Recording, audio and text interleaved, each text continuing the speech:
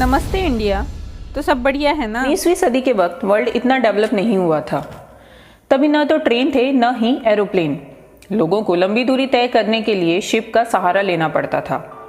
उस समय फ्रिज का भी इन्वेंशन नहीं हुआ था और शिप में भी ऐसी कोई सुविधा नहीं थी जिससे फ्रेश फूड प्रोवाइड किया जा सके। उस समय शिप की यात्रा में फ्रेश फूड प्रोवाइड कराना एक बहुत बड़ी चुनौती थी। शिप में गायों को भी साथ रख लिया जाता था ताकि फ्रेश मिल्क मिल सके। ऐसे ही एक शिप में उस समय एक ऐसी बड़ी घटना घटी जिसने इंसानों की जिंदगी ही बदल के रख दी। आज के वीडियो में एक ऐसे आविष्कार की कहानी है जिसे एक गंभीर बीमारी और लोगों की लाचारी ने जन्म दिया। बात 1851 की है। लंदन में ग्रेट एग्जीबिशन नाम का एक बहुत बड़ा इंटरनेशनल ट्रेड शो हुआ था।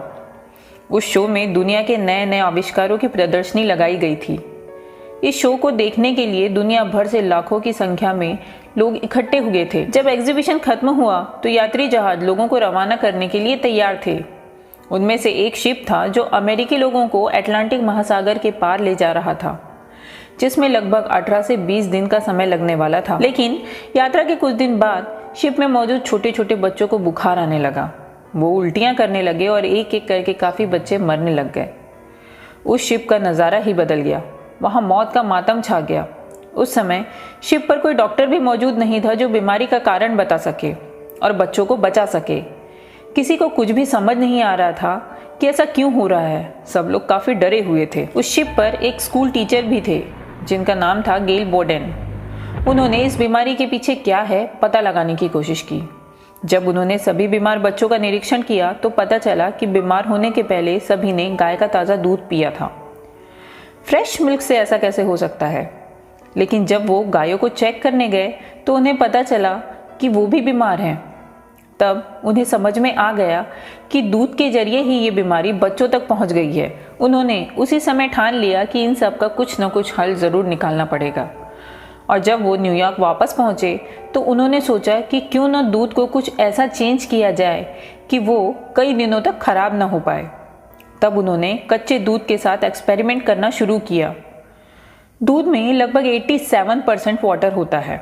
उन्होंने इस वाटर को हटाने के लिए दूध को एक एयरटाइट पैन में उबालने के लिए रख दिया, जिसके कारण उसका पूरा पानी निकल गया। अब इस गाढ़े दूध में उन्होंने चीनी मिलाकर एक एयरटाइट कंटेनर में रख दिया। वो जानते थे कि कोई भी चीज़ खराब होने के पीछे दो कारण होते हैं, एक पानी और दूसरा ऑक्सीजन।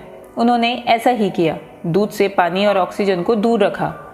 कुछ दिनों बाद जब उन्होंने जार खोला तो उन्होंने देखा कि न दूध का रंग बदला है न ही उसका टेस्ट। वो बिल्कुल वैसे के वैसे ही था, पीने लायक। वो नॉर्मल मिल्क से गाढ़ा होने के कारण उसे कंडेंस मिल्क कहने लगे। उनका एक्सपेरिमेंट सफल हो गया। उन्होंने कंडेंस मिल्क बनाना स्टार्ट कर दिया और उसका नाम ईगल मिल्क रखा। उस समय वहाँ एक सिविल वार छिड़ी हुई थी और सोल्जर्स को एनर्जी के लिए मिल्क की ज़रूरत पड़ती थी। उस समय ईगल मिल्क सेना में फेमस होने लग गया।